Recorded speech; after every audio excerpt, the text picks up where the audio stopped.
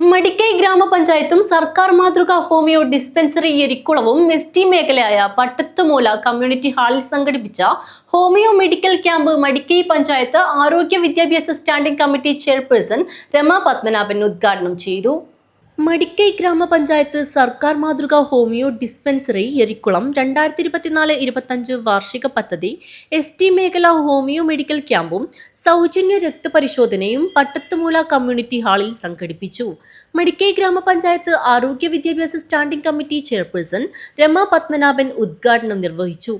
നമ്മുടെ ആരോഗ്യപരമായി മുമ്പോട്ട് കൊണ്ടുവരാൻ വേണ്ടി നമുക്കറിയാം, എസ്.ടി മേഖലയിൽ നമ്മൾ വിചാരിക്കുന്ന പോലെയല്ല. പലരും രോഗം പിടിച്ച് ആശുപത്രിയിൽ പോവാതെ മടിച്ചു നിൽക്കുന്നവരും, അതുപോലെ തന്നെ ടെസ്റ്റുകളും മറ്റും നടത്താൻ പറഞ്ഞാൽ പോവാൻ പ്രയാസപ്പെടുന്ന ഒരുപാട് ആൾക്കാരുണ്ടാവും.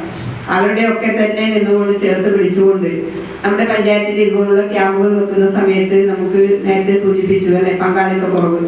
നമുക്കറിയാം, ഒരു പരിശോധന നടത്തണമെങ്കിൽ നമ്മുടെ ഇപ്പോൾ ഇവിടെ വന്ന സ്റ്റാഫിനോട് ചോദിച്ചാൽ അറിയാം, 750 രൂപയൊക്കെ കൊടുത്തൊരു പരിശോധന നടത്തുമ്പോൾ നമുക്കുണ്ടാകുന്ന വിഷമങ്ങൾ അറിയാം. അത് ഫ്രീ ആയിട്ടാണ് നമ്മൾ ഇതുപോലുള്ള ക്യാമ്പുകളിൽ പരിശോധിക്കുന്നത്.